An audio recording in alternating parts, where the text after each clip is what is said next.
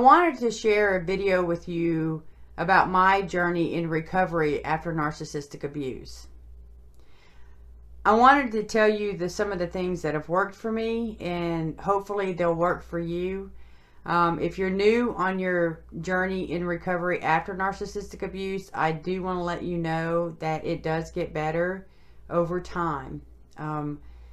Stay strong in your recovery, and for those of you that have been watching videos, continue watching videos and continue staying strong in your recovery from narcissistic abuse, because it does get better.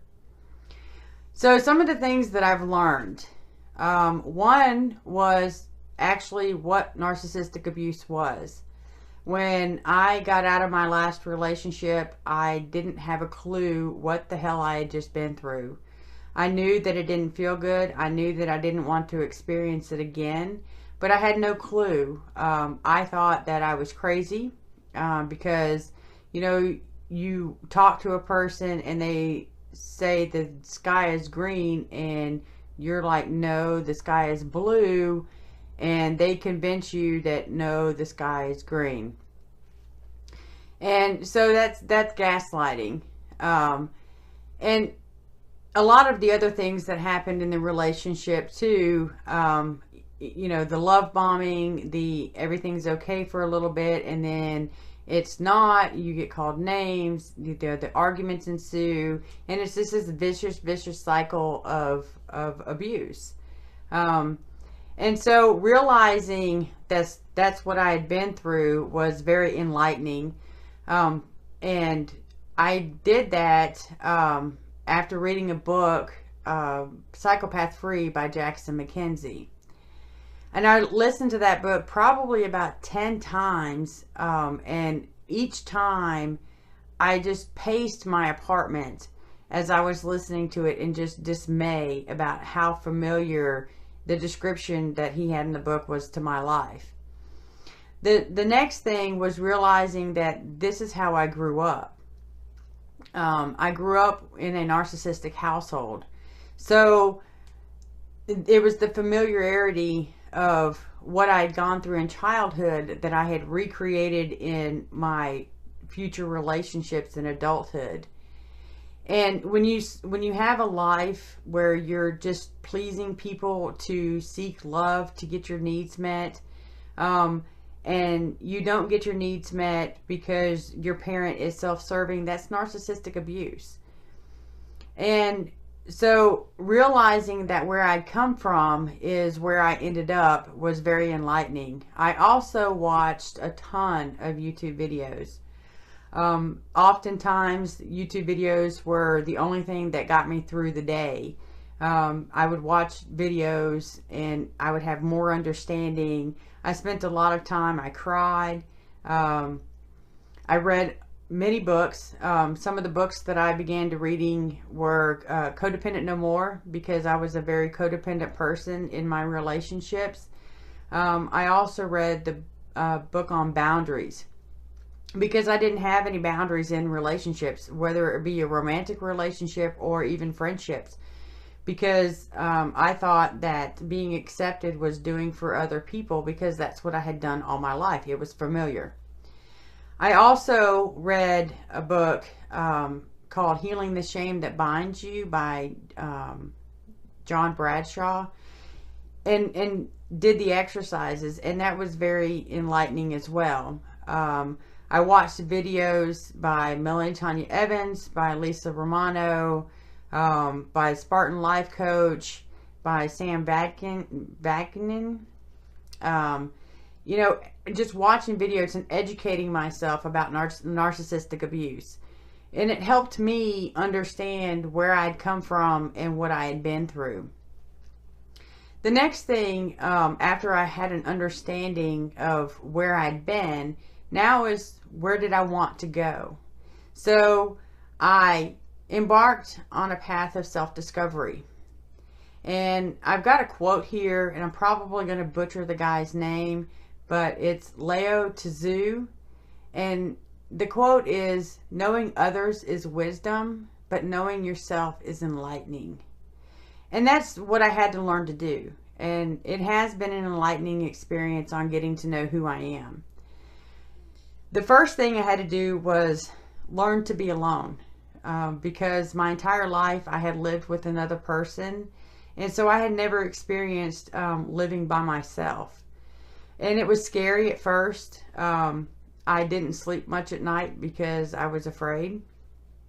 But now I enjoy my time alone as much as I do time with friends. I had moved to a new place and started a new job, so I didn't have many friends that I could depend on, other than from afar. And my friends back in Alabama, they were only a phone call away, but I was sad. I was hurt. I didn't know exactly what had happened, and when I discovered it, then I was embarrassed, so I isolated quite a bit, and that's not healthy at all. And so I embarked on making new friends. I started discovering different social apps. One of them was Meetup, and I had met a great deal of people through there. Another, through other friends, I made new friends here in Indiana that have been fantastic. And I can talk to them about narcissistic abuse because they understand it and they've been through it themselves. And that's another thing is, you've got to find people that you can discuss this with. You've got to find people that understand narcissistic abuse, because if you talk to people that don't understand narcissistic abuse, likely times you're going to be re-traumatized because they don't get it. And the typical answer is, well, get over it. Well, you can't just get over it. Being validated for your experience is key. But if you talk, you're not going to get that if you talk to people who don't understand narcissistic abuse. I went to a counselor here, and who really didn't get the concept of narcissistic abuse. She said, well, it sounds like you were married to a sociopath, but you need to take responsibility, because you were part of that. And I understand that. As we all are. It takes two people to have a relationship. But the things that went on in that relationship were very abusive. And so on my path of self-discovery, I had to realize that I wasn't responsible for 100% of that relationship. And I had to understand that I was going to be okay. And that's the thing, is you are going to be okay. You're going to get through this. How do you get through this? You practice self-care. Start doing positive affirmations, the I am statements. I am worthy of having a happy life. I am worthy of being treated right in a relationship. I am worthy of love. The positive affirmations, and you fake it till you make it, because a lot of those things I didn't believe when I first started doing them. So just fake it till you make it. Exercise is very key when recovering from narcissistic abuse, or any trauma for that matter. A book by Bessel van der Kolk, The Body Keeps the Score. He talks about trauma being stored in the cellular level, and that's very true, because your body, I paced a lot, and I had a lot of extra energy that I didn't know what to do with, and exercising helped get that out of my body and out of my system. Yoga, I signed up for hot yoga and did that for a while, and just getting in there and sweating in this hot as hell room, and when I first started, it was just like, I can't do this, but I forced myself, and I felt better every time afterwards. Discovering the things that you like. Join Meetup. It's a great app on your phone. You can pick different activities. Try something that you've never tried before. Because when you're in a narcissistic relationship, you've lost yourself. For me, I did things that I really didn't like doing because that's what he wanted to do, or that's what my mom wanted to do. And I never really liked it, but I didn't have a voice to say so. So I just did it.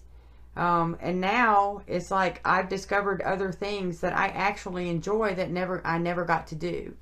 Hiking, for one. I love being out in nature. So Zara, my dog, and I go often on hikes. We've joined a meetup group, a dog walking group. We go out on our own now, you know, and enjoy being outside, enjoy going hiking. Also, I've joined a kayaking group, and last night I went out on a moonlit kayaking trip, and I had a blast. You know, so get out there and discover things that you've never tried. Who knows? You might like them. You know, begin to socialize with people, because over time you're going to need to connect. You know, so do not isolate. You're going to learn to start enjoying life. Like I said, I've made new friends. I've joined meetup groups. I've gotten out there and, you know, even started dating a little bit. And after going through narcissistic abuse, pay attention to the red flags. Because, you know, when you're getting out there and meeting new people, if it doesn't feel good, chances are it's not. Start listening and trusting that little voice, that, you know, that feeling that you have in your gut. You know, because guess what? If it doesn't feel good, chances are it's not. Another thing that, you know, I've done on my journey of recovery is learning to let go. You know, realizing my part in all of it. Of course, that's part of it. Learning that I attracted this into my life because of my own dysfunction and because of how I grew up. So I owned that. But about a year ago, I went no contact with my ex. And that was the best thing that I could have ever done for myself, because he no longer could have control. And that's the thing, is, you know, we give them the power and the control over our lives because we don't know any better. We are used to that. The next thing is learning how to hold your power. And what I mean by that is, you know, don't let your ex-narcissist, don't let them live rent-free in your head. You know, that's one of the things that I learned in one of my 12-step programs was, you know, by thinking about them, they're living rent-free in your head. Because chances are they're not even thinking about you. They've moved on with your life, and you're sitting there with all the pain. And I get it that it hurts. I mean, I spent my time crying. I spent my time isolated. I spent my time sad. You know, and there's still days that, you know, I miss having that relationship. But I don't regret leaving it. Because I'm a healthier person. I'm happier.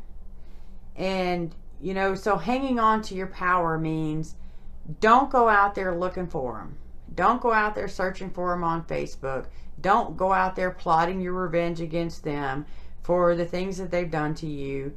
You know, go no contact if you can. You know, some of you out there probably cannot go no contact because you have children together, but limit your contact. Don't give them the power anymore because it's your life and it's about time you get to enjoy it.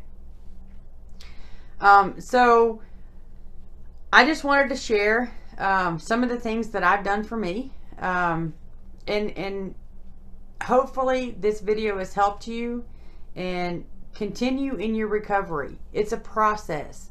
Some days are going to be better than